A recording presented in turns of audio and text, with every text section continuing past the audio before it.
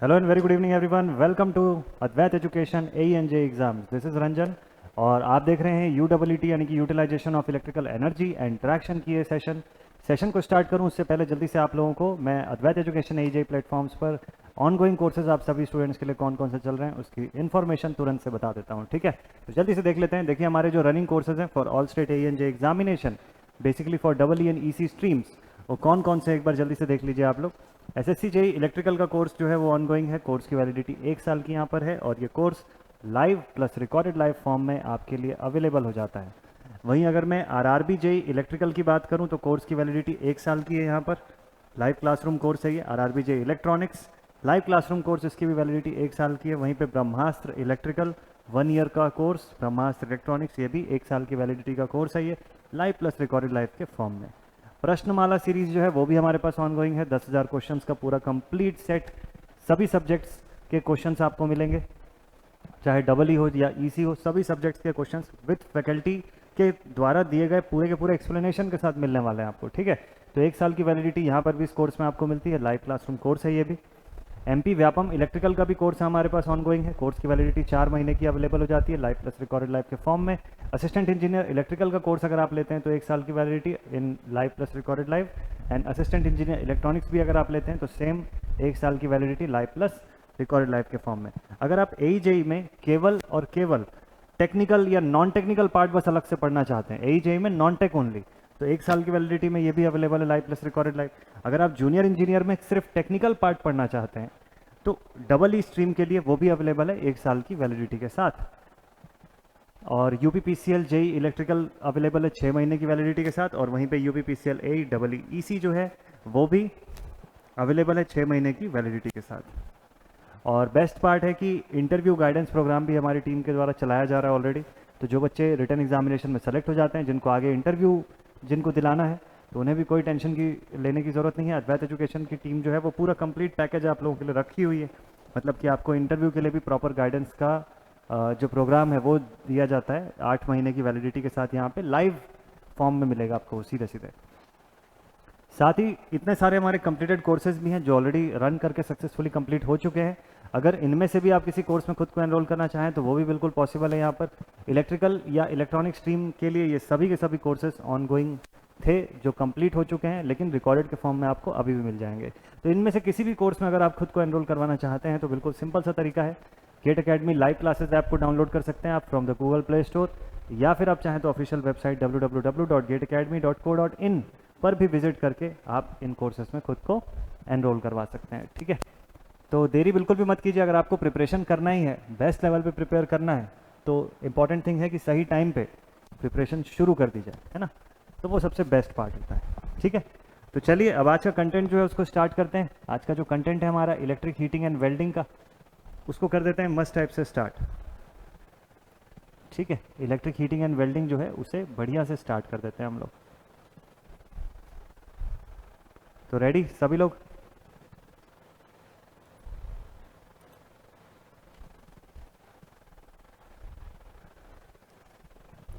है ना, सभी लोग मस्ट टाइप से रेडी ना?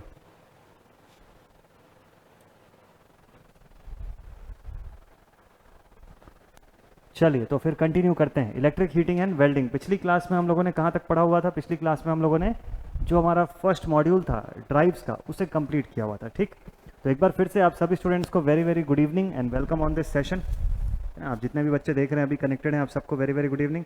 अपने सभी ग्रुप्स में, अपने दोस्तों के ग्रुप्स में इसको फटाफट से फॉरवर्ड कर दीजिएगा इस सेशन को। ये सबके लिए हेल्पफुल होना ज़रूरी है। इंपॉर्टेंट है कि ये सेशन सबके लिए काम का हो, सबका फ़ायदा हो इन सब सेशन से, ये ज़रूरी है। क्लियर है? चलिए तो स्टार्ट करते हैं इलेक्ट्रिक हीटिंग से। इस चैप्टर को बेसिकली 2 पार्ट में मैंने डिवाइड करके रखा हुआ है। तो इसका पहला जो पार्ट है वो इलेक्ट्रिक हीटिंग का है, और दूसरा जो पार्ट है that is of electric welding.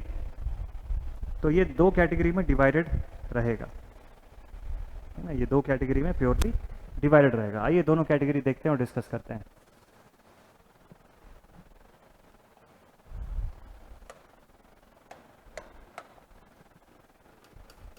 सो आज से स्टार्ट हो रहा है हमारा module number 2 of UEET।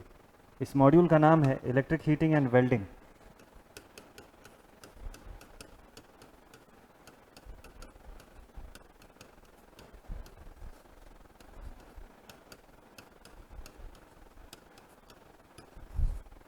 Electric heating and welding. इसमें सबसे पहले अभी हम स्टार्ट करेंगे फ्रॉम इलेक्ट्रिक हीटिंग।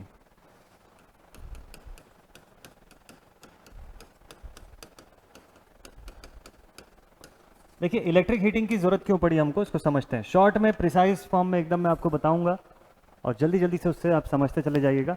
जहाँ पे जितनी थ्योरी लिखने या पढ़ने की जरूरत है बस उतनी थ्योरी करेंगे हम लोग, क्योंकि पूरा सब्जेक्ट थ्योरेटिकल बेस ज़्यादा है।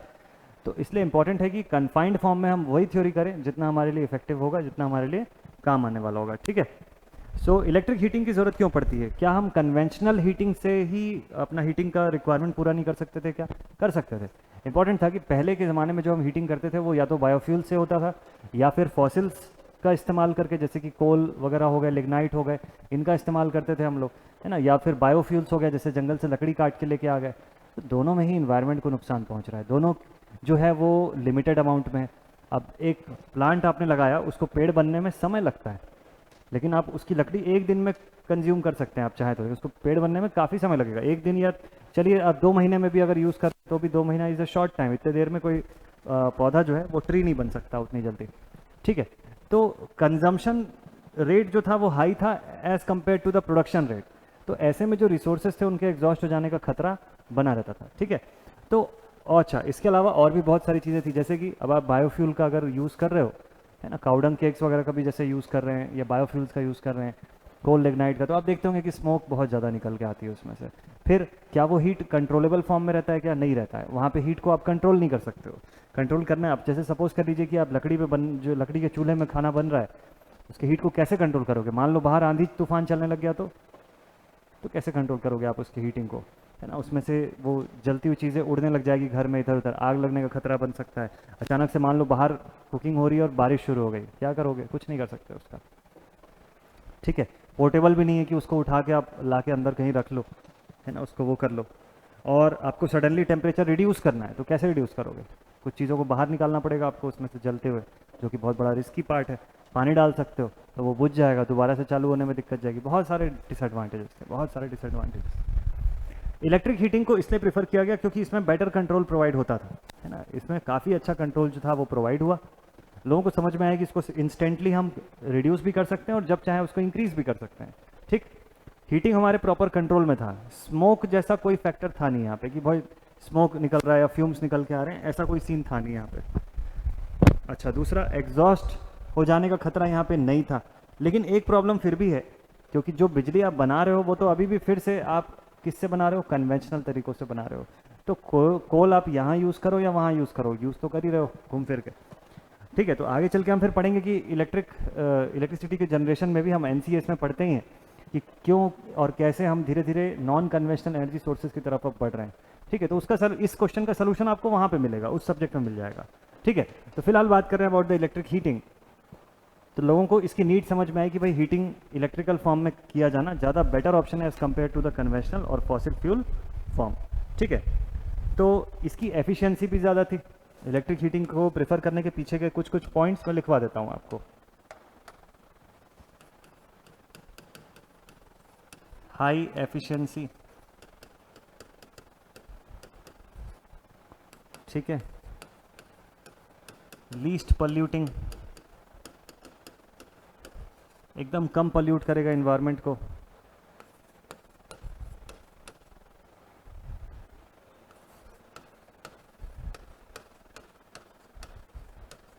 लोअर फ्यूम और स्मोक का क्रिएशन,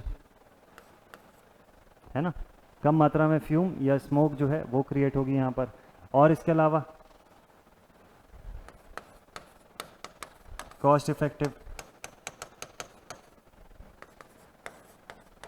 लीस्ट मेंटेनेंस, ठीक है, सेफ टू यूज।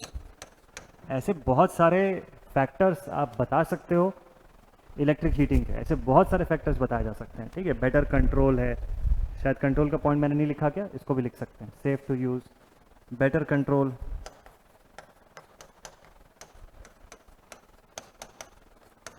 तो इतने सारे सब फैक्टर्स हैं। इसके अलावा और भी बहुत सारे फैक्टर्स हैं जो इलेक्ट्रिक हीटिंग से जुड़े हुए हैं, ठीक है।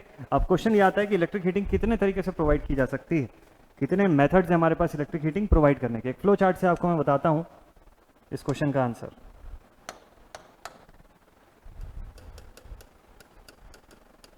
इलेक्ट्रिक हीटिंग प्रोवाइड करने के मेजर तरीके।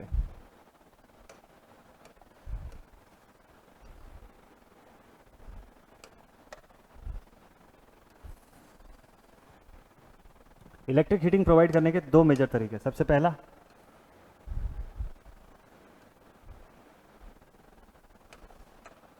so the first one is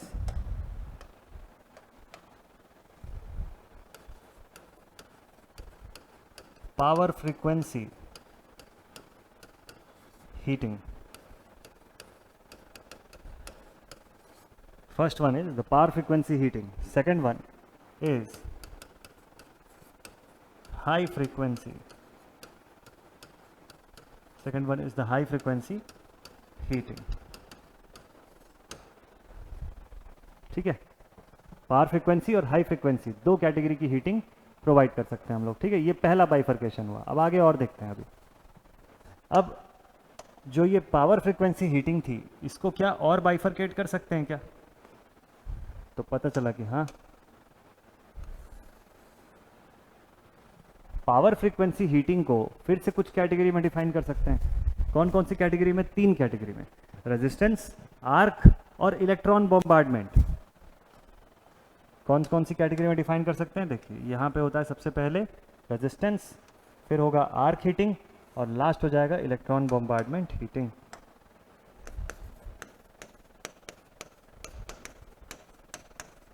resistance heating, ठीक है, then arc heating and then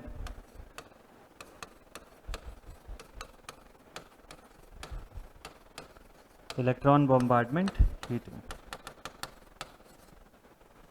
ठीक है, वहीं हाई फ्रीक्वेंसी हीटिंग जो थी, इसको भी किसी कैटेगरी में डिफाइन कर सकते हैं। इसको कौन कौन सी कैटेगरी में डिफाइन कर सकते हैं? एक होता है इंडक्शन हीटिंग, दूसरा होता है dielectric heating.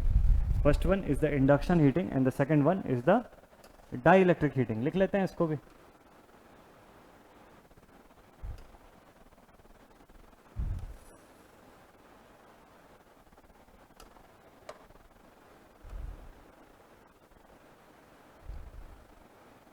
Flow chart से पढ़ने से चीज़ें बहुत प्रॉपरली आपको याद रह जाएंगी।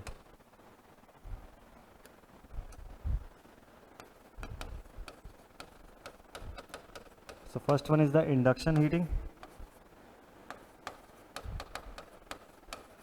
And the second one is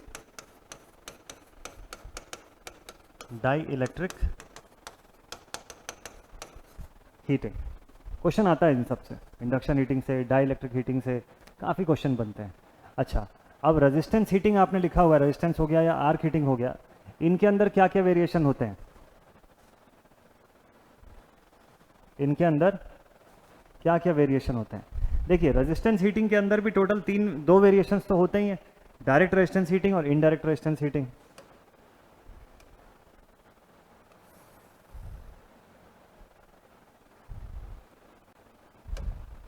first one और सेकंड वन। पहला जो होता है that is direct resistance heating, दूसरा जो होता है that is indirect resistance heating. ठीक है, आर्क हीटिंग के अंदर भी दो वेरिएशंस होते हैं। कौन कौन से दो वेरिएशन?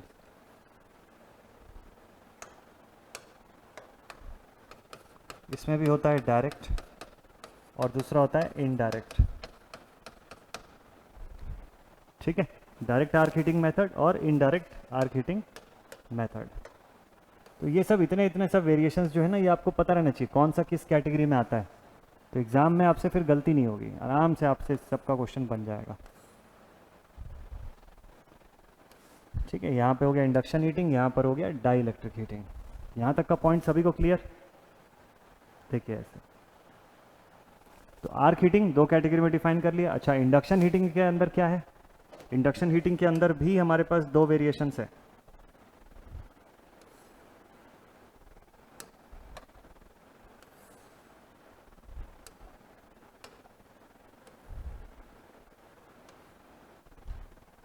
इंडक्शन हीटिंग में भी होता है डायरेक्ट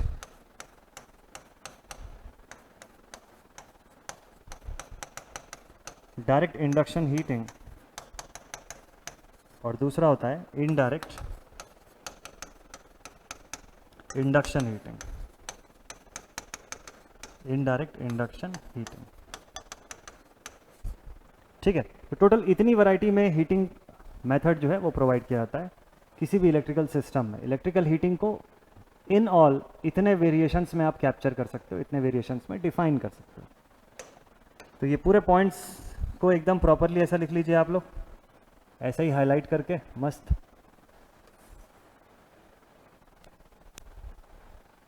तो ये इतने वैरायटी में हीटिंग प्रोवाइडेड होती है। इलेक्ट्रिक हीटिंग प्रोवाइड करने के इतने सारे ओवरऑल मेथड्स होते हैं। ठीक है, तो इलेक्ट्रिक हीटिंग इतने टोटल ओवरऑल कैटेगरी में डिफाइन होती है। ठीक है, तो यहाँ तक डन, सभी ने लिख लिया इसको। अब आगे देखते हैं। सो इलेक्ट्रिक हीटिंग को इतनी कैटेगरी में हम लोग डिफाइन कर सकते हैं, डायरेक्ट इंडक्शन, इनडायरेक्ट इंडक्शन, अगर वो हाई फ्रिक्वेंसी हीटिंग में आप जाते हैं तो, और पावर फ्रिक्वेंसी हीटिंग में, ये सभी की सभी कैटेगरीज होती है। तो ये सारा कुछ अभी हमको पढ़ना है, लेकिन इसको पढ़ने से पहले कुछ important cheese about heat and transfer of heat, ये 2-3 चीज़ें जानना ज़रूरी होता है। ठीक है, तो आज के सेशन में हम बात करेंगे purely about the mode of transfer of heat. ठीक, ये पढ़ेंगे आज के इस सेशन में। फिर अगले सेशन में इसके आगे के कंटेंट जो मैंने आपको दिखाया वो सारा कुछ डिस्कस करूंगा आपके साथ। ठीक है, तो चलिए स्टार्ट करते हैं अपना topic, the modes of transfer of heat. Heat transfer करने के कितने मोड्स होते हैं बेसिकली, है ना। हीट को ट्रांसफर करने के ओवरऑल कितने मोड्स होते हैं हमारे पास। तो हीट ट्रांसफरिंग मोड जो होते हैं वो बेसिकली 3 होते हैं। एक हीट जो होती है, ऊष्मा जिसको हम बोलते हैं, उसको 3 तरीकों से एक जगह से दूसरी जगह ट्रांसफर किया जा सकता है। ठीक है, पहला जो होता है, फर्स्ट जो मेथड होता है, that is known as conduction. First method is known as conduction. Second method is known as convection, और तीसरा जो मेथड होता है that is known as radiation. तो किसी भी एक बॉडी से दूसरी बॉडी में हीट ट्रांसफर करना, या एक ही बॉडी में उसके किसी दूसरे छोर तक हीट का ट्रांसफर करना, इन तीनों में से किसी भी मोड से पॉसिबल हो सकता है। ठीक, कंडक्शन, कन्वेक्शन एंड रेडिएशन क्या क्या होते हैं, तीनों मोड्स कैसे वर्क करते हैं, इसको अभी एकदम जल्दी से मस्त से फटाफट से समझा जाए, है ना। तुरंत समझते हैं इसको कि कंडक्शन, कन्वेक्शन और रेडिएशन का फॉर्म जो होता है, जो पार्ट होता है, वो कैसे वर्क करता है, क्या इसके अंदर खास बात होती है। ठीक है, तो चलिए शुरुआत करते हैं सबसे पहले फ्रॉम कंडक्शन। पहला जो मोड है दैट इज कंडक्शन।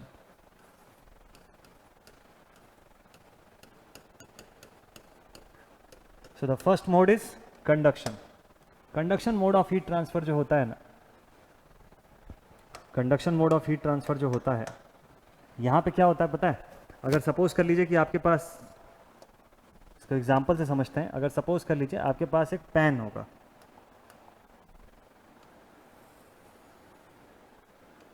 ठीक है, ऐसा एक पैन जो है वो रखा हुआ है, और ये फ्लेम के ऊपर रखा हुआ है ना। एक पैन जो है हम लोगों ने इसके फ्लेम के ऊपर रख रखा है। अब इसके अंदर कोई लिक्विड वगैरह जो है वो भी होंगे सब, है ना। वाटर वगैरह होगा, कुछ बॉयल कर रहे होंगे हम लोग, या कोई सब्जी बन रही होगी घर पे। ठीक, आप लोगों ने देखा होगा कि आपके घर पे मम्मी हो गई या कोई भी जो खाना जो कुकिंग करते हैं आपके घर पे, आपने देखा होगा कि उन्होंने एक बहुत अच्छा टेक्निक वो लोग यूज़ करते हैं रेगुलर, कि इसे चलाने के लिए जो बर्तन होता है, इसे चलाने के लिए जो भी स्पून होता है हमारे पास, स्टर करने के लिए जो स्पून होता है, उस स्पून को कभी भी इसके अंदर छोड़ के नहीं रखते हैं वो लोग, हमेशा साइड में कहीं पर रखते हैं। शायद आप लोगों ने अगर देखा होगा तो ज़रूर से नोटिस किया होगा इस चीज़ को। जैसे अगर ये स्पून है, तो ये स्पून को, थोड़ा सा छोटा स्पून दिख रहा है, इस स्पून को कभी भी इसके अंदर नहीं छोड़ते हैं, चलाने के बाद उसको साइड पर रख देते हैं या नीचे रख देते हैं कहीं पे।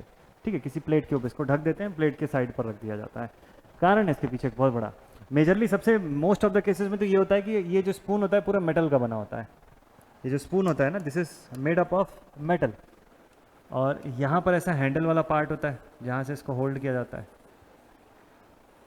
ठीक, अच्छा, पुराने केसेस की अगर मैं बात करूं तो मोस्ट ऑफ द केसेस में ये हैंडल भी मेटल का ही हुआ करता था, बस थोड़ा सा थिक रहता था सो दैट कि हम उसको ग्रिप कर सकें प्रॉपरली। अब आजकल क्या होता है कि ये जो हैंडल्स होते हैं वो रबर के, एबोनाइट के, है ना, या प्री बेक्ड मेटल मटेरियल्स के ऐसे आते हैं, इस तरीके से आते हैं। तो अभी तो ठीक है, उसको आप होल्ड करोगे कुछ नहीं होगा आपको। लेकिन आप देखिएगा अगर ये मेटल का बना हुआ पूरा टिल द एंड, तो क्या होगा कि जैसे जैसे ये इस बर्तन के अंदर रखा हुआ लिक्विड या कोई भी कंपोनेंट गर्म हो रहा है, ये पैन या कढ़ाई जो है ये भी गर्म हो रही है, और इससे टच ये जो स्पून है धीरे धीरे ये भी हीट अप होता जा रहा है ना। ये जो स्पून है इसके अंदर की भी गर्मी जो है, इसके अंदर की भी जो हीट है वो ग्रेजुअली इंक्रीज हो रही है। तो सबसे पहले इसके स्पून का ये वाला रीजन पहले गर्म होगा, फिर धीरे धीरे हीट जो है ऐसे ऊपर चढ़ता जाएगा, धीरे धीरे धीरे धीरे इतना पोर्शन। तो अभी शुरुआत में आपका ये पोर्शन गर्म नहीं होगा पहले, ठीक है, स्टार्टिंग में ये पोर्शन गर्म नहीं होगा, शुरुआत होगी लोअर पोर्शन से, और यहाँ से गर्मी बढ़ते बढ़ते धीरे धीरे धीरे धीरे ऊपर जाती चली जाएगी। हीट जो होगा ग्रेजुअली इंक्रीज होता जाएगा, और कुछ देर के बाद ये पूरा सेक्शन जो होगा ये हीट अप हो जाएगा। अब क्या होगा कि आप जैसे ही स्पून को जैसे ही पकड़ोगे हाथ जल जाता है। तो अगर हमने कढ़ाई से बाहर नहीं निकाल के रखा हुआ है स्पून को तो डेफिनेटली हाथ जला देगा ये, ठीक है। तो इसी सेफ्टी के लिए हम इसको बाहर निकाल करके रखते हैं। तो आपको ये समझ में आया कि हीट का ट्रांसफर हुआ। भाई हम इस स्पून को तो गर्म नहीं कर रहे थे, हम तो किसको गर्म कर रहे थे, इसके अंदर के रखे हुए वाटर को गर्म कर रहे हैं, ठीक है। लेकिन इस पानी से ये हीट चलते हुए ट्रांसफर होते हुए बाहर निकला है। क्यों? Because we were having a metal, and metal is a good conductor of heat as well as electricity. तो यहाँ बात इलेक्ट्रिसिटी की तो हो नहीं रही, यहाँ तो बात हो रही है अबाउट हीट। तो मतलब मेटल जो है it is having a conducting tendency for the heat, heat को कंडक्ट करने की टेंडेंसी, कैपेबिलिटी रखता है एक मेटल, ठीक है। और इसी कैपेबिलिटी की वजह से ये हीट को इस पॉइंट से दूसरे पॉइंट तक ट्रांसफर कर पाया। तो ऐसे ट्रांसफर ऑफ हीट के अंदर का जो बेसिक फिनोमिना होता है वो होता है based upon the molecular transfer. तो कंडक्शन का मेथड होता है it is based upon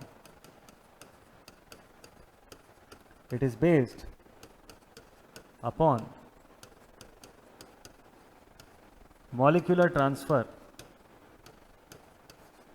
it is based upon the molecular transfer of heat from one point of conductor to another point। तो अगर सपोज कर लीजिए कि इस बीच यहाँ से अगर मैं ब्रेक कर देता हूँ इस कंडक्टर को, यहाँ से मैंने तोड़ दिया इस कंडक्टर को, ठीक है, और इसे तोड़कर बीच में एक नॉन कंडक्टिंग सेक्शन से जोड़ दिया मैंने, एक नॉन कंडक्टिंग सेक्शन से जोड़ दिया, और उसके पीछे फिर वही सेम चीज़ कंटिन्यू है। अब क्या हीट का ट्रांसफर होगा? कभी भी नहीं होगा।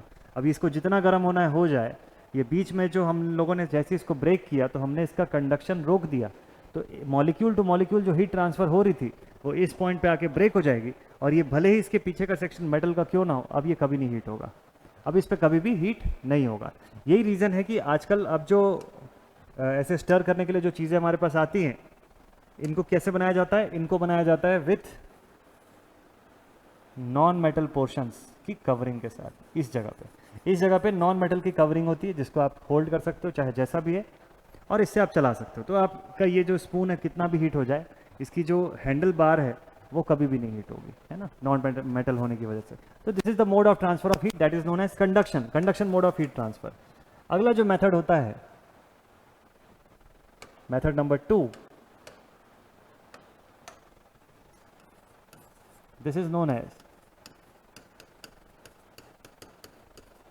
कन्वेक्शन। कन्वेक्शन का जो मेथड होता है वो बेसिकली लिक्विड्स एंड गैसेस पे ज़्यादा सूटेबल होता है। Convection method is majorly preferred for the heating of liquids और गैसेस, इनकी हीटिंग के लिए बहुत प्रेफर किया जाता है कन्वेक्शन का मेथड। कैसे काम करता है?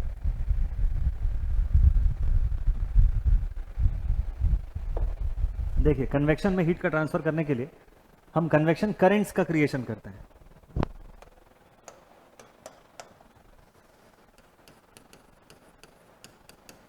Here the transfer of heat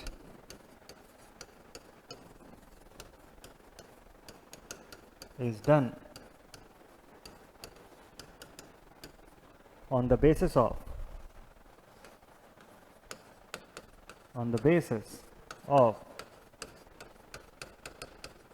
convection currents।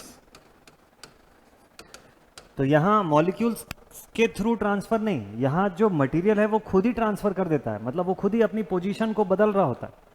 तो चाहे वो गैस का मॉलिक्यूल हो या लिक्विड का मॉलिक्यूल हो, ये सब क्या कर रहे होते हैं? अपनी पोजीशन को बदल रहे होते हैं और वहाँ से कन्वेक्शन की करंट क्रिएट होती है, जिस करंट की वजह से हीट एक पॉइंट से दूसरे पॉइंट तक ट्रांसफर हो जाता है।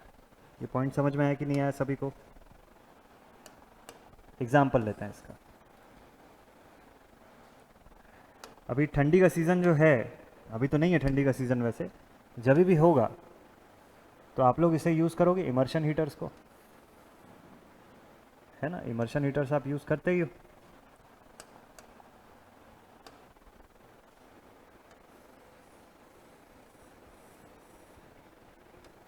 ऐसा कुछ रहता है इसका स्ट्रक्चर।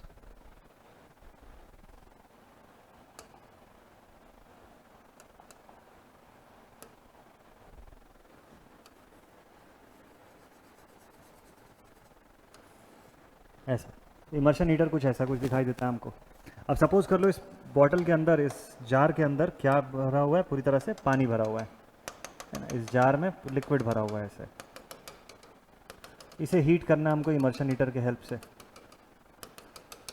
तो देखिए, जब आप हीटिंग करते हैं इमर्शन हीटर से, तो आप अगर हाथ को डिप करके देखें, थोड़ा सा अनसेफ रहता है, मत करिएगा ऐसा। अगर आप हाथ को डिप करके देखते हैं तो आपको यहाँ पे पानी तुरंत गर्म मिलेगा क्या? नहीं मिलेगा ना। इसको चालू कर दिया आपने, यहाँ गर्म मिलेगा? नहीं मिलेगा। इधर गर्म मिलेगा? नहीं। थोड़ा सा और डीप तक जब डिप करेंगे आप, इसके आसपास पहुँचेंगे, तब आपको आसपास का पानी गर्म मिलेगा। शुरुआती 1-2 मिनट के अंदर की बात कर रहा हूँ मैं। शुरुआती फर्स्ट या सेकंड मिनट के अंदर आप अगर हाथ डिप करते हैं तो ये सब पानी एज इट इज़ ठंडा मिलेगा। इसके करीब करीब का वाटर जो है वो सबसे पहले गर्म होना शुरू होता है, स्टार्ट होता है कि हीट अप होना। ठीक है, इसके करीब का वाटर। अब क्या होता है फिर? तो ये आसपास का पानी जो है ये हो जाएगा हॉट। सबसे पहले तो करीबी वाटर ही गर्म होगा। अब क्या होगा कि जब ये पानी गर्म हो जाएगा, इसकी डेंसिटी जो है दैट विल स्टार्ट रिड्यूसिंग। कोई भी इस वाटर को जब आप हीट अप करोगे तो इसकी डेंसिटी तो डेफिनेटली कम होगी, और डेंसिटी अगर कम होगी तो ये कहाँ जाएगा? ऊपर जाएगा। हल्का हो जाएगा, ऊपर जाएगा। जब ये ऊपर जाएगा ये गर्म पानी, तो उस समय इसके आसपास का जो ठंडा पानी है वो इसकी जगह लेने की कोशिश करेगा। तो ये ठंडा पानी जो है ये अपनी जगह पे आएगा। तो देखिए एक साइक्लिक मोशन क्रिएट हो गया। अब ठंडा पानी इसके करीब आएगा, वो भी गर्म होगा, वो गर्म हो गया, वो ऊपर जाएगा। तब तक पहले से जो गर्म था वो साइड में डिस्प्लेस होगा। तो अब पहले यहाँ जो वाटर था, अब यहाँ जो वाटर आएगा, दोनों के टेम्परेचर में डिफरेंस होगा, डेफिनेटली होगा। और ऐसा एक साइक्लिक करंट जो है वो क्रिएट होगी। इसी करंट को हम बोलते हैं कन्वेक्शन करंट। इसी करंट को हम बोलते हैं convection current.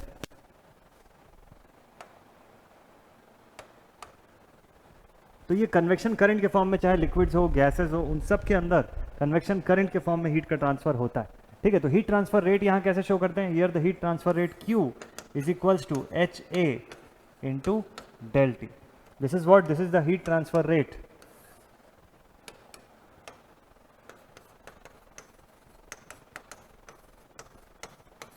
This is the heat transfer rate by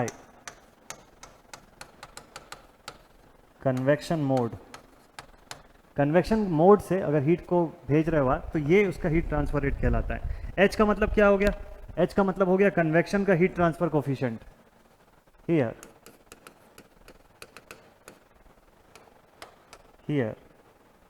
H is convection heat transfer coefficient.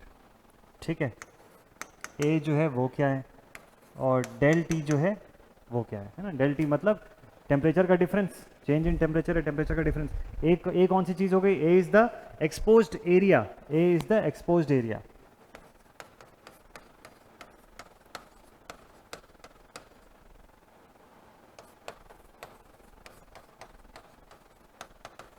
This is the temperature difference,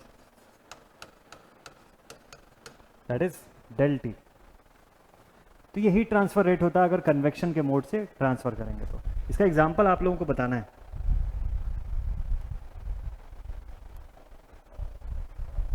ठीक है, बढ़िया। तो H की वैल्यू कैसे लिखते हैं हम लोग? A into T1 minus T2 to the power B। H जो है, जब भी H निकालेंगे तो it is given as A into T1 minus T2 to the power B। ऐसा लिखते हैं हम लोग। ठीक है, वॉट्स पर स्क्वायर मीटर के फॉर्म में। है ना, this is the heat dissipated. इसको कैपिटल एच लिख लो बिकॉज ये शो कर रहा है हीट का dissipation.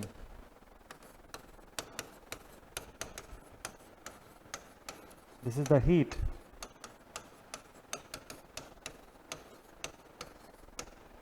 dissipated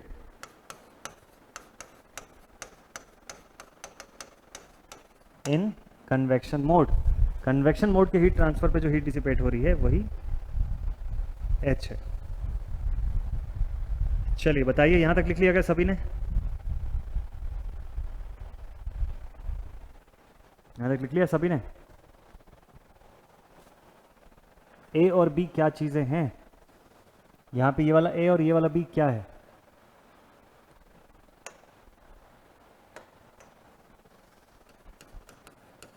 Here A and B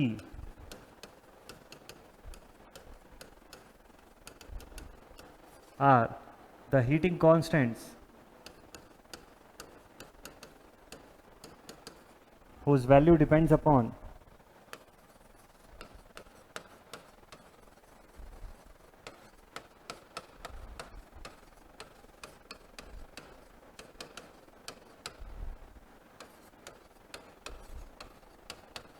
the surface to be heated।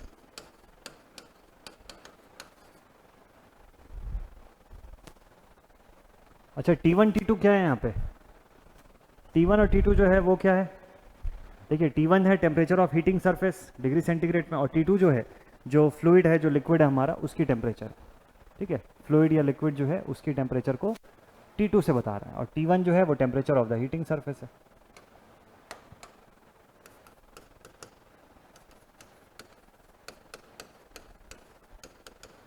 This is the temperature of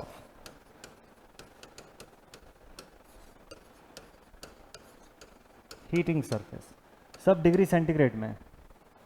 और T2 जो है दिस इज द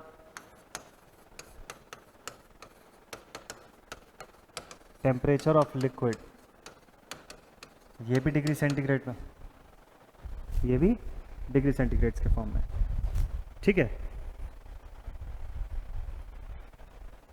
चलिए वर्टिकल सरफेस हो गया, एयर हो गया, तो ए की वैल्यू 3.875 के आसपास होती है, बी की वैल्यू 1.5 के आसपास चली जाती है। तो ऐसा वेरिएशन होता रहता है, 1.5 1.25 के आसपास वेरी करती है। ठीक है, तो convection mode of heat transfer में हम देखते हैं कि हीट जो है वो एक सरफेस पर, एक आसपास की रीजन पे होती है, और कन्वेक्शन का करंट क्रिएट हो जाता है, जिससे कि जो हॉट सेक्शन होता है वो लाइटर हो जाता है और वो ऊपर चला जाता है, और उसकी जगह पे जो कोल्ड सेक्शन होता है वो फिर पहुंच जाता है। ऐसा एक पूरा साइक्लिक चेन प्रोसेस चलता रहता है, जिसकी वजह से किसी भी सिस्टम के अंदर हीटिंग प्रोवाइडेड रहती है। ठीक है, और आखिरी जो मोड ऑफ हीट ट्रांसफर होता है that is known as radiation mode.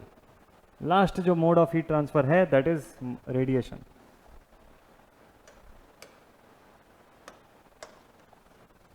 Point number 3,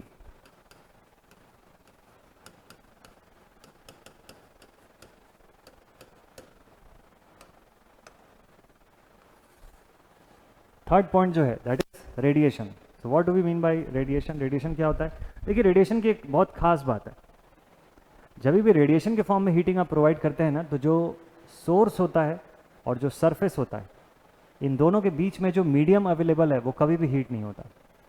radiation की सबसे खास बात यही होती है कि the heat is transferred directly from source to the surface without heating its medium. देख लें इसको, तुरंत समझ में आ गया होगा आप लोगों को।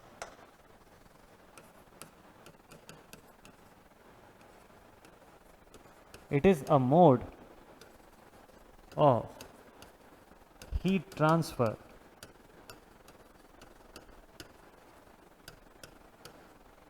it is a mode of heat transfer where the heat is transferred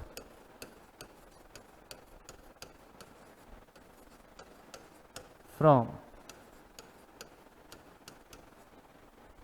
source to the surface without heating the medium। जिस मीडियम के थ्रू हम ट्रांसफर करें ना, वो मीडियम हीट अप नहीं होता है। जैसे देखिए कंडक्शन में भी ट्रांसफर के दौरान जो मीडियम है हीट हो जाएगा, कन्वेक्शन में भी ये चीज़ होगी। ठीक है, लेकिन रेडिएशन में ये चीज़ नहीं होगी। रेडिएशन में सोर्स से जो ऊर्जा निकलेगी, जो एनर्जी निकलेगी, वो सीधे सीधे सरफेस को स्ट्राइक करेगी और सरफेस ही सीधे हीट होगा, बीच की मीडियम पे कोई इसका असर नहीं पड़ेगा। ठीक है, इसको स्टेफेंस लॉ से हम लोग समझते हैं। इसकी जो हीट ट्रांसफ़र जो होती है, हीट ट्रांसफ़र का रेट जो होता है, उसको स्टेफेंस लॉ से समझते हैं, rate of radiation.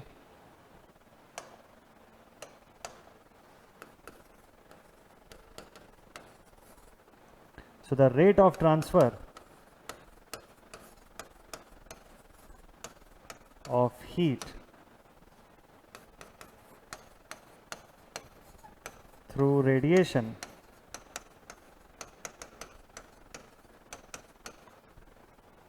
is given by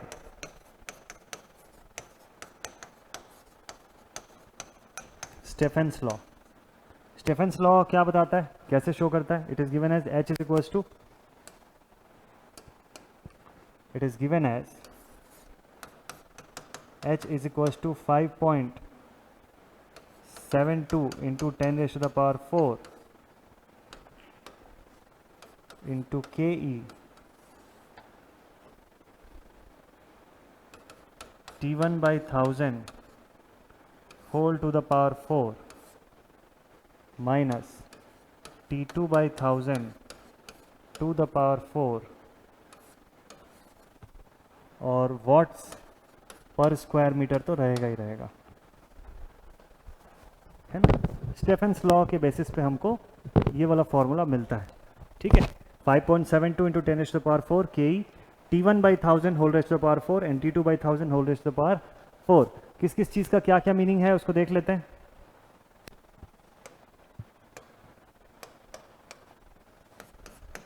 here, यहाँ जो T1 है, temperature of the, this is the temperature of source. ठीक है, T2 जो है, this is the temperature of surface which is to be heated. जिस सरफेस को हीट करना है वो है। K क्या हो गया? Constant of radiant efficiency, constant for radiant efficiency. 0.5 से 0.8 के बीच में इसकी वैल्यू वेरी करती है। ठीक है, K is the constant for radiant efficiency. इसकी वैल्यू 0.5 से 0.8 के बीच में वेरी करती हुई होती है। ठीक है, और अगर सपोज कर लो कि सिंगल एलिमेंट्स हैं,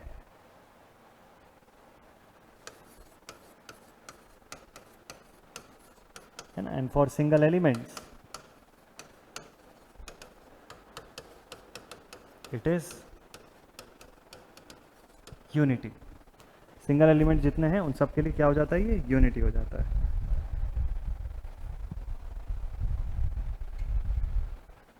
ठीक है, डन। लिख लीजिएगा यहाँ तक सभी लोग फटाफट से, एकदम मस्त।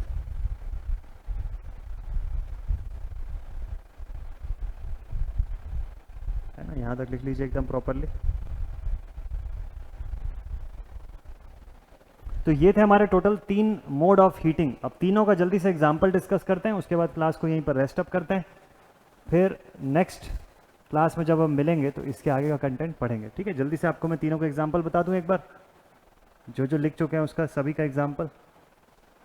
सबसे पहला हो गया conduction mode. Conduction mode of heat transfer क्या क्या होता है, इसका कोई एग्जाम्पल बता सकता है क्या आप में से? है ना, कंडक्शन मोड में हीट का ट्रांसफर आपने कहाँ देखा हुआ है? Conduction mode of heat transfer कहाँ देखने को मिलता है हमको? सोचिए सोचिए ज़रा, इसके एप्लीकेशंस कहाँ पे देखने को मिलेंगे?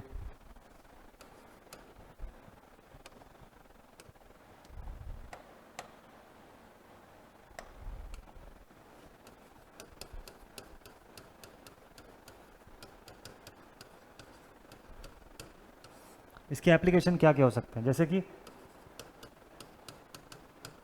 Electric press. ठीक है, इलेक्ट्रिक प्रेस हो गया, इलेक्ट्रिक हीटर हो गया, खाना बनाने वाला जो इलेक्ट्रिक हीटर होता है वो, ये सब इसके एग्जांपल्स हो सकते हैं। कन्वेक्शन मोड क्या होता है? कन्वेक्शन मोड के एग्जांपल्स क्या क्या हो सकते हैं? इसके एप्लीकेशन देखिए,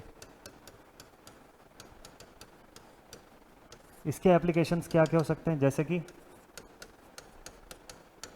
इलेक्ट्रिक केटल।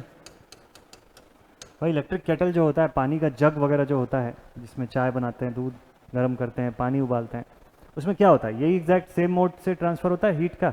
तो आसपास के सेक्शन में हीट ट्रांसफ़र होता है और धीरे धीरे कन्वेक्शन करंट्स फॉर्म होती है और वहाँ पर हीटिंग हो जाता है। ठीक है, तो इलेक्ट्रिक केटल हो गया, इलेक्ट्रिक जग बोल सकते हो आप। ठीक, और जैसे इलेक्ट्रिक राइस कुकर हो गया, वो भी ये सब ऐसे ही काम करते हैं। गैस हीटर्स हो गए ना, गैसेस को हीट करने वाले जो हीटर्स होते हैं वो, ये सब इस कैटेगरी में आते हैं। और नेक्स्ट जो है दैट इज रेडिएशन। रेडिएशन कहाँ पे देखने को मिलता है, इसके एप्लीकेशन,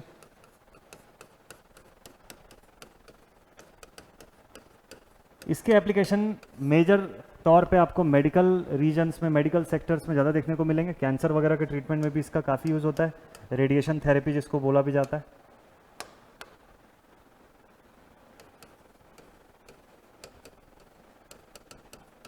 रेडिएशन थेरेपी,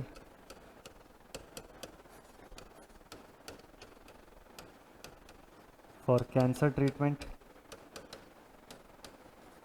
है ना, रेडिएशन की थेरेपी हो गई, उसमें ज़रूरत पड़ती है। रेडिएशन में जैसे लेज़र हीटिंग,